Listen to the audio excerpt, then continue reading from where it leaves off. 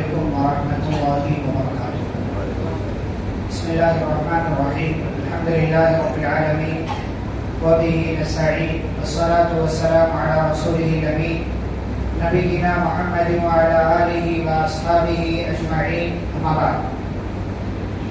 معزز حاضرین، آج کی اس مجلس میں ہم کسی محدث کا تذکرہ تو نہیں کر رہے ہیں، لیکن پچھلی مجلسوں میں جو صحابہ کا تذکرہ ہوا آپ کے سامنے اور جو محدثین کا تذکرہ کیا گیا، تو محدثین کا اور صحابہ کا تذکرہ کرنے کا مقصد کیا تھا، اس حوالے سے چند باتیں میں آپ کی خدمت میں رکھوں گا۔ سب سے پہلی بات، یہ ساری چیزیں اس لیے بیان کی گئی تاکہ آپ کو دین کی اہمیت کا احساس ہو، اس لیے کہ انسان جب کسی چیز کو آسانی سے حاصل کرتا ہے تو اس کی اہمیت کا اس کو احساس نہیں ہوتا، لیکن جن لوگوں نے اس کے پیچھے قربانیاں دی ہیں، جن لوگوں نے اپنی جانیں لٹائی ہیں، جن لوگوں نے اپنا وقت دیا ہے، جن لوگوں نے اپنے گھر والوں کی قربانی دی ہے، ان کو اس چیز کی اہمیت کا احساس ہوتا ہے۔ تو اگر ان کی قربانیوں کا تذکرہ کیا گیا آپ کے سامنے تو یہ مقصد تھا تاکہ آپ کو بھی اس دین کی اہمیت کا احساس ہو کہ اس دین کی حفاظت کے لیے کس کس طریقے سے ہمارے اسلاف نے بطور خاص صحابہ نے اور پھر اس کے بعد محدثین وغیرہ نے کس کس طرح کی قربانیاں پیش کی ہیں، یہ احساس دلانے کے لیے کہ دین بہت ہی اہم چیز ہے اور دین کا معاملہ بہت ہی اہم ہے۔ آپ کے پاس جو دین ہے، اس دین کی اہمیت کو آپ سمجھیں، اس دین کی قدر کریں۔ آپ ایمان والے ہیں، اپنی ایمان کی حفاظت کریں، اس لیے کہ اللہ تعالیٰ کہتے ہیں ایک دن ایسا آنے والا ہے جس دن تمام کافر یہ تمنا کریں گے لو کانوا مسلمین، کہ اے کاش کہ وہ مسلمان ہوتے، اے کاش کہ وہ مسلمان ہوتے۔ آپ مسلمان ہیں، آپ کو اس کی اہمیت کا احساس ہونا چاہیے کہ آپ کس دین کے ماننے والے ہیں۔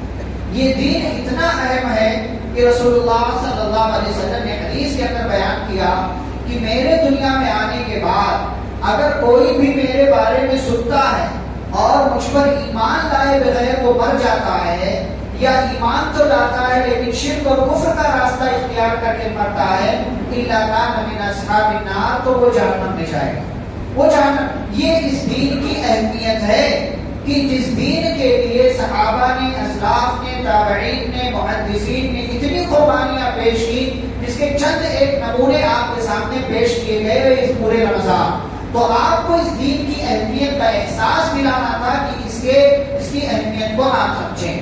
دوسرا مقصد، اور وہ مقصد یہ ہے تاکہ آپ علم حاصل کرنے کے راستے میں اپنے آپ کو لگائیں۔ دیکھیں صحابہ کرام کے پاس بھی کام ہوتے تھے، وہ بیکار انسان نہیں تھے، صحابہ کے پاس بھی کام ہوتے تھے، مختلف ذمہ داریاں تھیں، ان کے پاس بھی کھیتی باڑی تھی، ان کے پاس بھی بزنس تھا، ان کے پاس بھی اور دیگر کام ہوتے تھے، گھر کے کام، باہر کے کام، دنیا بھر کے کام ان کے پاس بھی تھے، لیکن اس کے باوجود وہ وقت نکالتے تھے علم کے لیے۔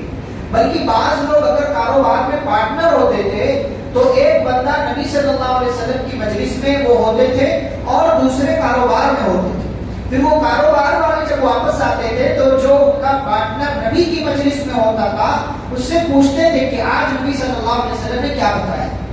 یہ علم کے تعلق سے ہمارے اندر یہ جذبہ آنا چاہیے۔ صحابہ نے، محدثین نے یہی کام کیا، جہاں بھی موقع مل گیا علم حاصل کرنے، جہاں سے بھی موقع مل گیا، لیکن شرط یہ ہے کہ وہ موقع جہاں سے آپ کو علم مل رہا ہے وہ علم بتانے والا وہ کوئی جانکار ہو، عالم ہو، ایرا غیرہ نہ ہو، ایرا غیرہ نہ ہو کہ آپ کسی سے علم حاصل کریں۔ تو دوسرا مقصد جو تھا یہ ساری چیزیں بیان کرنے کے پیچھے وہ یہ کہ آپ علم حاصل کریں، اور علم حاصل کرنے کے لیے کوئی عمر نہیں ہوتی۔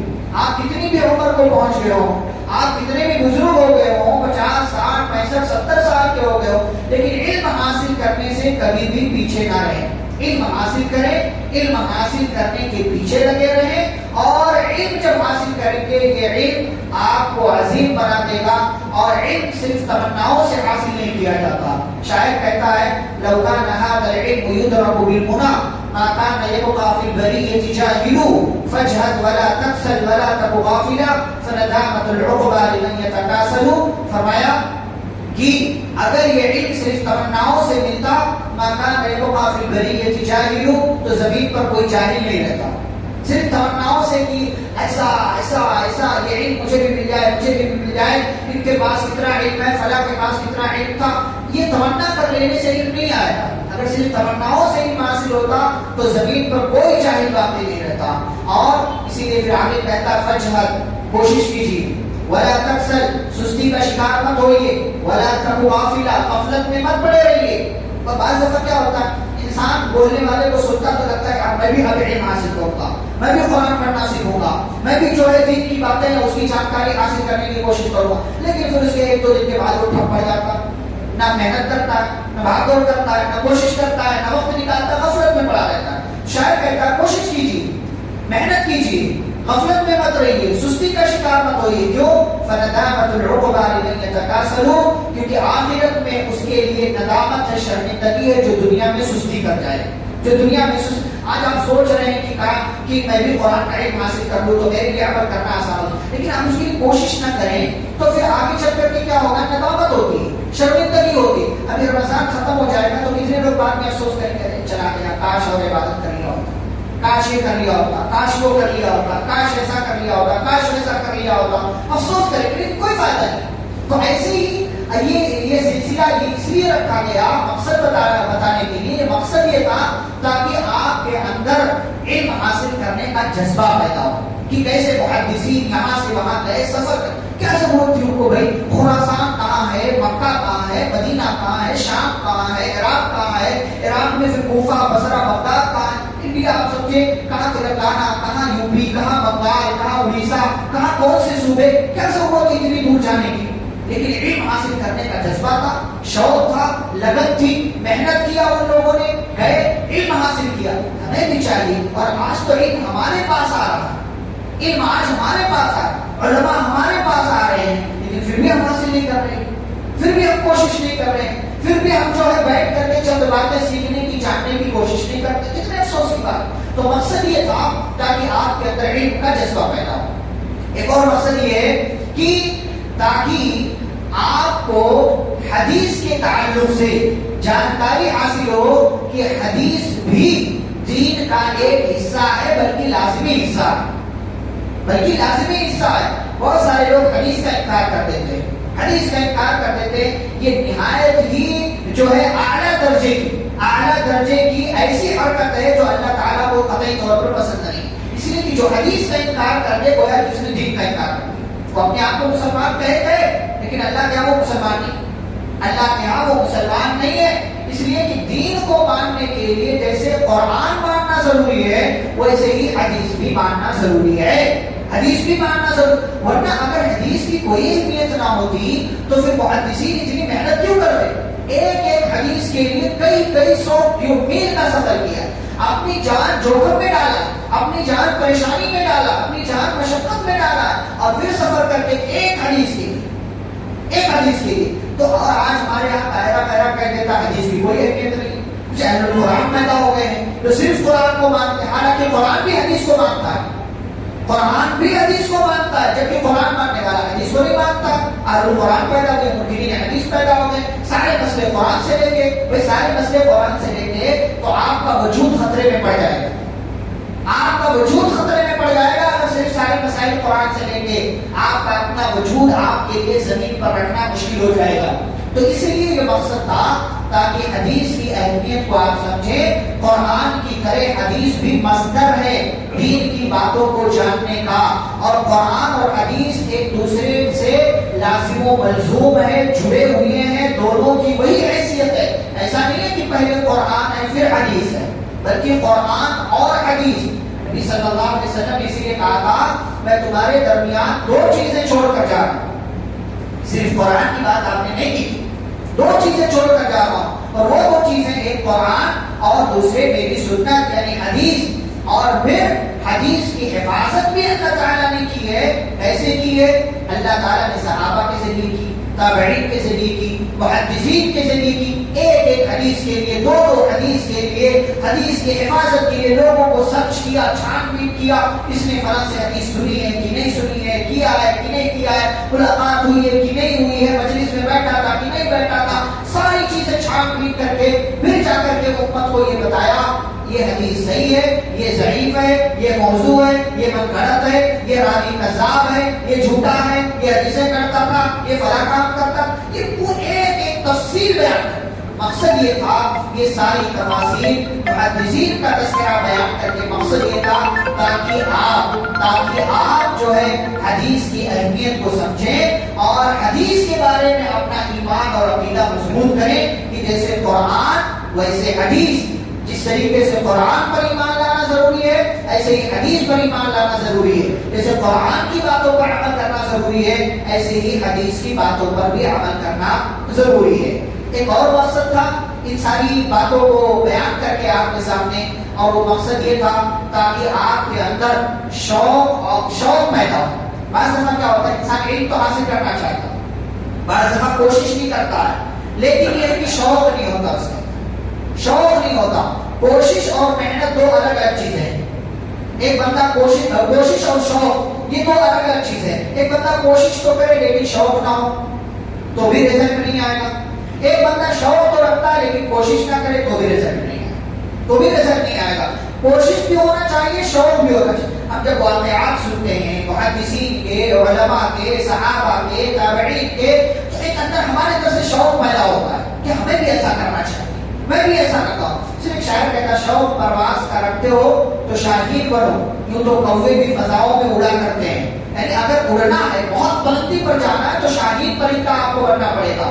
عقاب جس کو آپ کہتے ہیں یا آپ اپنی زبان میں چیل کہتے ہیں اس کو، یہ آپ کو چیل بننا پڑے گا، زیادہ اونچا جانا ہے، ورنہ کوا تو تھوڑا اونچا گیا اس کے بعد وہ جو ہے ڈگمگانے لگتا ہے، ہواؤں کا مقابلہ نہیں کر پاتا۔ آپ کا بھی اگر شوق ہے کہ آپ علم حاصل کریں، حدیث کا علم حاصل کریں، تو ان محدثین کو پڑھیں، آپ کے اندر شوق پیدا ہوگا اور پھر اسی شوق کے مطابق پھر آپ کے لیے آگے کے مراحل آسان ہوں گے، آپ علماء کے رابطے میں رہیں گے، آپ جو ہے خود بھی حدیث کی کتابیں اٹھا کر کے پڑھنے کی کوشش کریں گے۔ اور اگر یہ شوق نہیں ہے تو پھر آپ جو ہے ادھر سے سنیں گے ادھر سے نکالیں گے، یہاں سنیں گے وہاں کچھ اور بیان کریں گے، وہاں کچھ اور سنیں گے یہاں کچھ اور بیان کریں گے۔ تو یہ مقصد تھا تاکہ آپ کے اندر شوق پیدا ہو، لگن پیدا ہو، اور جب یہ شوق پیدا ہوگا تو آپ کو یہ کوشش پر ابھارے گا، کوشش آپ کریں گے تو پھر آپ کے لیے رزلٹ آسان ہو جائے گا، جیسے محدثین کے لیے اللہ تعالیٰ نے آسان کیا۔